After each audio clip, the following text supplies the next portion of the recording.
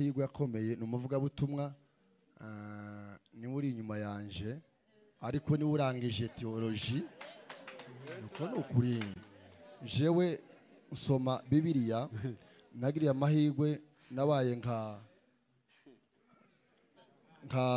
Yohana wahishuriwe Bibiliya itonde muceceke ndarangije nasoma ijambo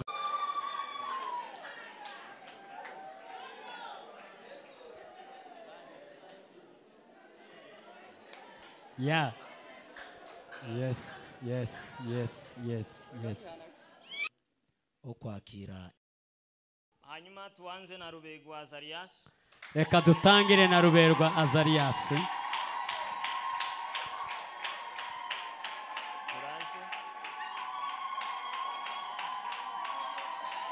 Ngwino ufate diplome werekere hariya bagufotore. Ya nuko niko amahitima zamenya muyifate barebe hariya muza mwitonda ifoto nyine zigende bien.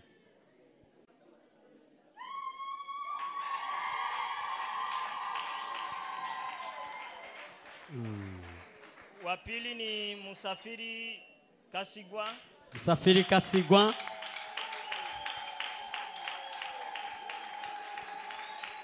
Sawa sawa. Uraje sokuza. Mungu akubariki sana.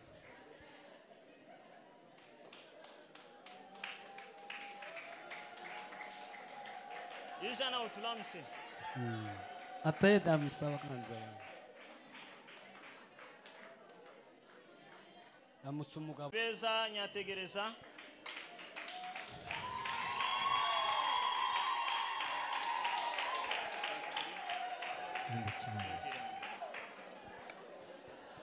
Uraje sana.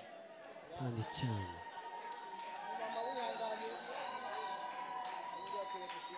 Murebe gutya.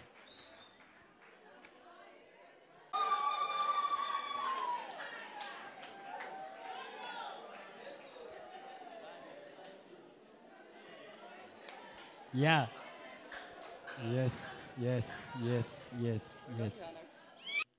Okwakira impamyabushobozi y'ibyigwa byacu Mana yabikoze yabwa icubahiro. Ibindi tuzoshima cyane kindi gihe sinzi uko harundi ashimene. Bwana sifiwe. Amen. Amen. Twese no gushima Imana ishimwe cyane. Shimira Imana kuko ndaturije arangije ishuri. Hari uwo tangira ntarangize ariko we atangiye kandi yarangije. Ariko shimira Imana cyane harabize barangize ndafite umwanya wo guhagarara ngo shimira Imana. Ariko uyu mwana wanje warangije none kaba nkiriho ngahaye mpumeka kandi ngahaguruka nshima Imana. Imana ishimwe cyane. Imana himbazwe. Haleluya. Yesu ashimwe cyane. Ko tawundi umwe gusa. Yesu ashimwe. Ndashima Imana kuba twagize kuri uno munsi Imana yabikoze yabwa icubahiro. Kindi congeho ndashima Imana ko naje hano nkomeye ndi muzima Imana ihabwa icubahiro. Ndashima Imana kuba umugabo wanje arangije ishuri kaba naje kumwakirira diplome Imana ihabwa icubahiro. Kindi ndashimira pasiteri niwe wamuhatiye kuza kwiga hano yamugiriye neza Imana imuheze umugisha mwinshi. Sozereze kuri pasiteri. Natwe tushimye Imana Nukubera ngo uyu ni umwuzukuru wacu.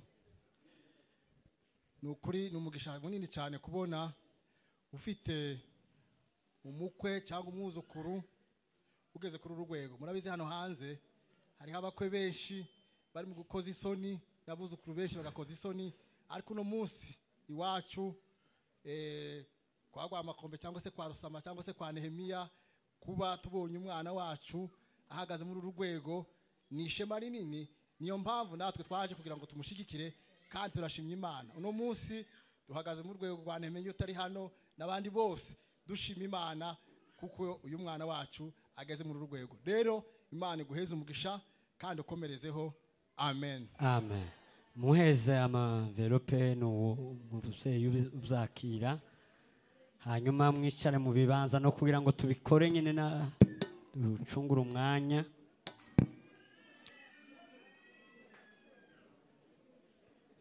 Ego nibabikore kugira ngo abandi nabo baze, hanyuma tugende tubitangamwo umuco. Barakoze cyane abavuye gushima, kandi bose bafite amashimwe, ariko nyine kubera nyine namwe mubona umwanya. Reka duhamagare Beza aze n'abayimvite biwe bose, hanyuma rero fata umwanya ashime gato, heza abandi kabangahe 2 3. Aheze abandi niko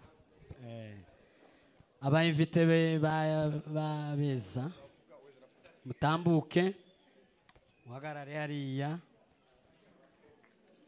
Bwana sifiwe sana. Turashima Imana Yesu umwami wacu Yesu Kristo ko yatugire neza tukaba tugeze kuri no munsi w'ibirori by'abavandimwe barimo muramu wanje Mukasemuto. Imana imuhize umugisha cyane. Ufite amahirwe akomeye mu muryango mwacu. Ukundarangije Beza ari muri bamwe b'intwari tuvuga mu muryango mu buryo bumwe n'ubundi tumuziho bw'ubutwari. Ni ukuvuga ngo iki nacyo kirimo muri bimwe tubona ko afite ubutwari. Yesu ashimwe cyane. Yatangiye mu buryo bugoye, narahageraga mvuye muri Burakeye buri munsi ngasanga saa 3 nibwo yajaga ku ishuri. Muzi kuko umugabo akunda kuri Bujumbura, kamufelicite nyine bene bisanzwe, ariko je nabona ko bizamugora kuko yari afite umwana kandi yari yagize ikibazo umwana aragwara. Ariko hagati aho umwana aza koroherwa, aravuga ngo hamwe n'Imana azaguma agarageze, azarangiza umwaka. Imana ishimwe kuko arangije umwaka kandi akaba asinze akabona impanyabushobozi. Yesu ashimwe cyane. Ni ukuvuga ngo mwacu dufite amahirwe akomeye. Ni umuvugabutumwa, ni uri inyuma yanje, ariko ni urangije theology. Nuko ni ukuri jewe usoma Bibiliya, nagiriye amahirwe nabaye nka Yohana wayishuriwe Bibiliya itonde muceceke ndarangije. Nzasoma ijambo nkarihabwa, nzabwiriza Bibiliya ndayizi cyane, ariko kandi uyu munsi ndarangije. Arije mwanika njewe mfite kwiga theology, kandi mwebwe muzonigisha.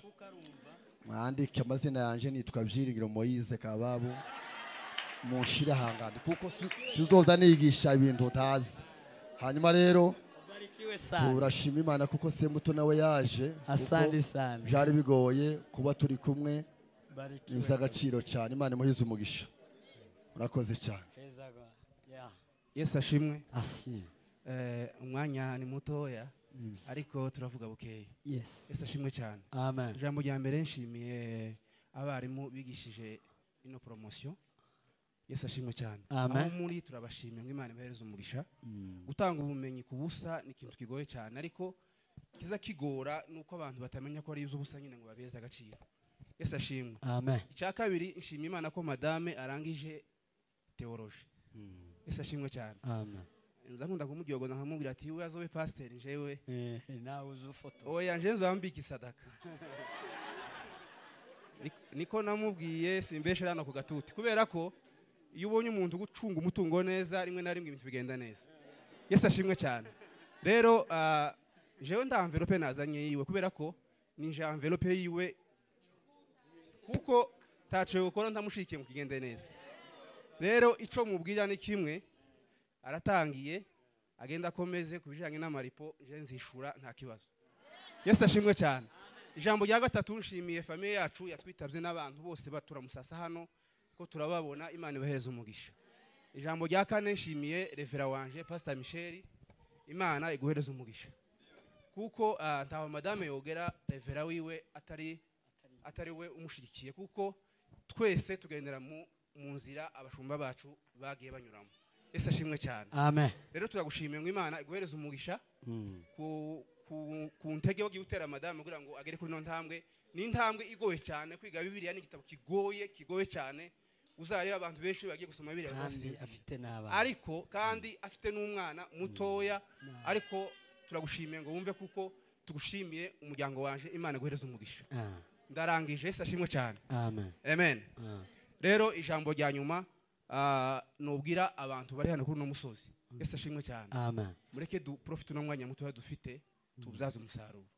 Tuve mu bintu byo gusinzira, twige Bibiliya kuko ni igitabo kirimo ubwenge bwose izo twabuze biri muri Bibiliya. Mureke tureke guhunamira mu bindi, ahubwo twige du profit uyu mwanya, Imana ibahereza umugisha. Amen.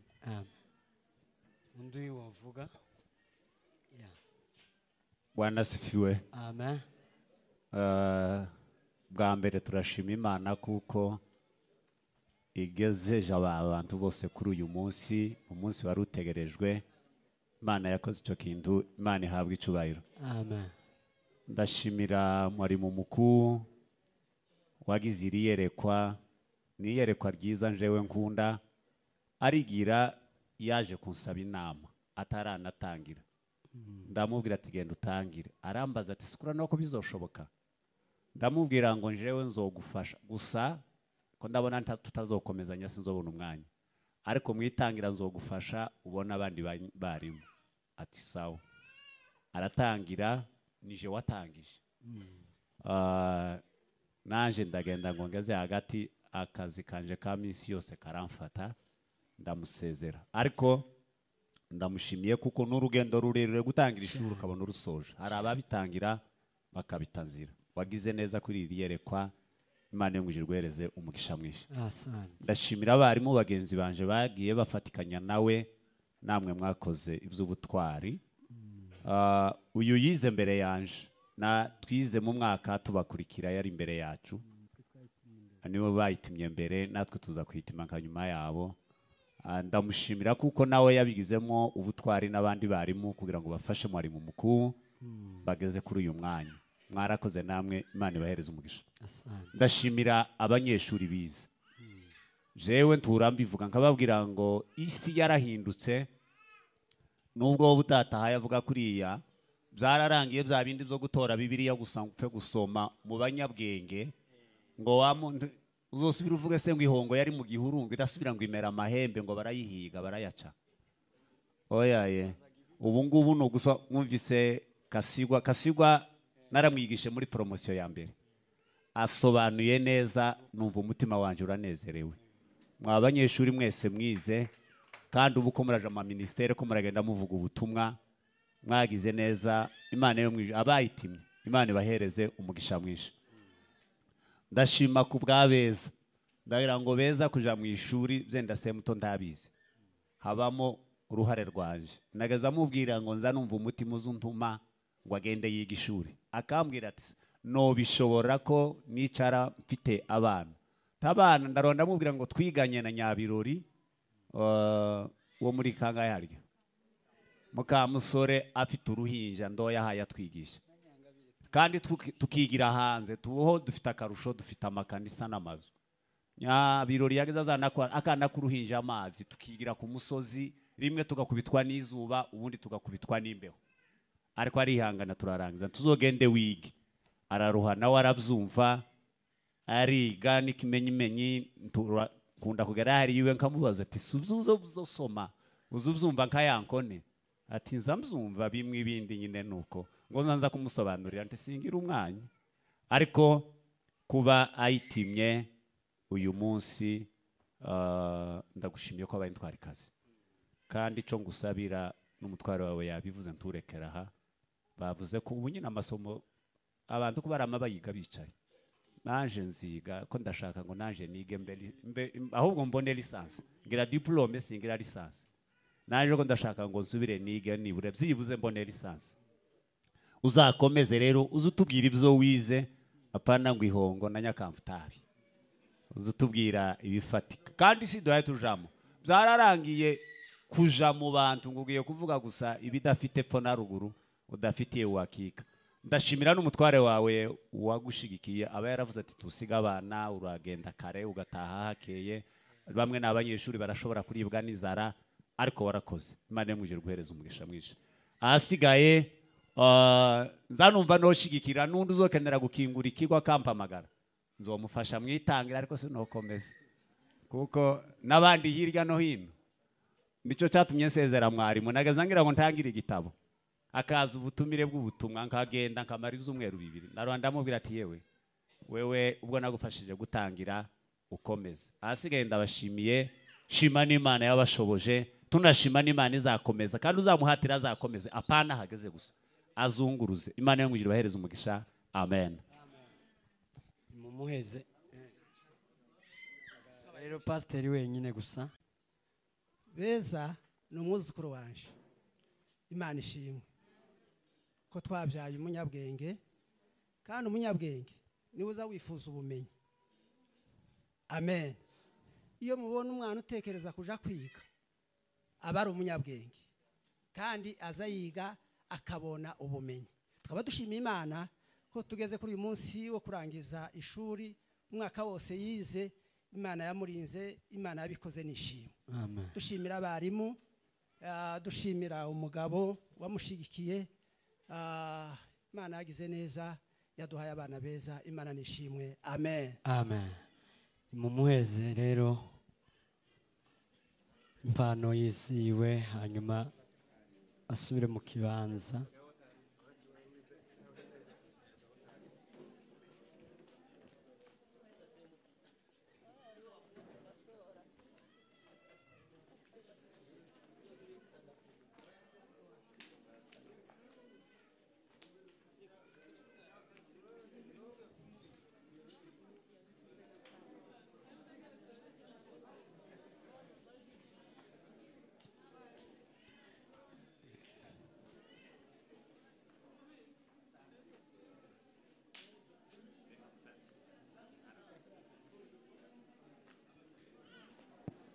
Yes, yes. Hanyuma rero ajya bicara reka duhamagara wa gatatu. Tutuze rero turangize tugeze ku mwanya mu banyeshuri ni bakeya dusoze neza. Nami nasimama hapa kumshukuru Mungu. Mutuza baraha imbere n'abaraha. Kwa kuanza mwaka na kumaliza ni kazi ngumu sana.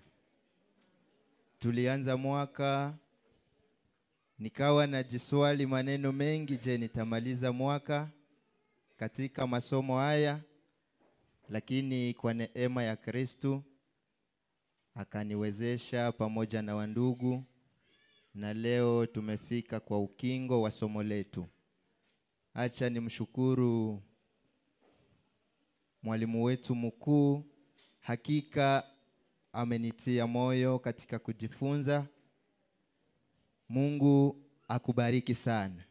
Na wengine ambao wako nyuma yetu uwaleye kama ulivyotulea kwa mwaka huu wetu wa kwanza. Amen.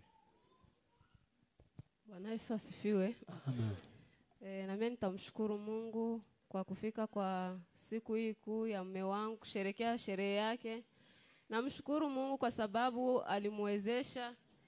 Alikuwa analamukia kila siku asubuhi, namwambia Mungu wangu tabiweza mwaka wa pili huko naiga, lakini namshukuru Mungu kwa sababu alimtia nguvu akamaliza mwaka. Nakwambia mnyumba tuko na makarto ya makae maraba. Makarto ya makae siyo kwenye tutayati. Namshukuru Mungu kwa sababu amemaliza tena mwaka huu. Jina la Bwana lipewe sifa na kado yake ni hii. Amen.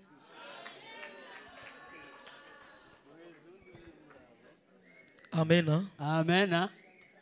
Niko na furaha tele ndani ya moyo kwa siku ya leo hii. Ninapomtazama ndugu yangu najisikia furaha kubwa. Katika vijana wote ambao tulianza huduma ya Mungu, ni yeye ambaye tumesalia pamoja naye. Kila mara napomtazama najisikia furaha kuu. Nashukuru Mwenyezi Mungu aliyemwezesha katika hii hatua nzuri ambayo amepiga ya kazi ya Mungu. Mungu amubariki. Hii ni kazi ambayo inaomba bidii. Usipokuwa na bidii na kujitoa, hauwezi ukafikiria hii hatua. Hakika ndugu yangu ana bidii na hii kazi anaipenda, na kazi ya Mungu vile vile anaipenda sana. Mungu amubariki. Nashukuru na walimu, Mungu awabariki. Unapokuwa na mwalimu mzuri, unapendaga kila mara uendelee kusoma. Maana ule mwalimu anakutia nguvu, anakuelekeza gisi ya kuendelea. Na isingelikuwa tu hatua ya hapa, ingelikuwa heri tena songe mbele. Nashukuru na watu wote ambao mumekuja kutunga mkono. Mungu awabariki. Ingelikuwa tayari na nye vile vile, kwa mna watoto mna wandugu, muwasukume wajue siri kubwa ambayo iko katika Biblia. Katika Biblia mko siri kubwa sana, na ndipo mupo mafanikio ya mwanadamu. Mungu abariki yote. Amen.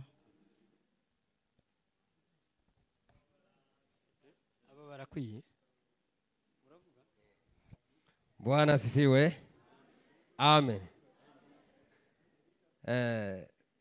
Nangi desiri munde toye mwitu ye kifuliro. Amen. Akani wabo. Tutayubagire munda tukashage mwitu. Amen. Nimuberangirwa kuzina lya yagirwa. Tuli mukola ya hamushengero lyo munana. Amen. Niri nobushambale buhamu bwenene mukatikani nga mukuluwani ukuhikira kino kipindi kya zene. Amen. Uyu yetuli mushangira imikolo ya Mungu halira. Ye presida wa makwaya, nye kirongozi we kwaya muri muyuvu wa kwaya Limyere. Nye kirongozi halira na yeye nguliri kidogo. Amen. Nashukuru bwenene kubenge Mungu amutabala kumwaka gwoshi amala gwoche gasoma eBiblia. Ikianya atoba longi gorwa agamenyesa kuluje gejo. Tebwana ndagaboneka nagorwa kunagenda ku masomo. Nani kubenga wagenda mukazi ka Mungu ndayongorane. Amen. Nashukuru bwenene rure makugishe. Asante sana. Kisha tumalizie. Eka tuze gusoza.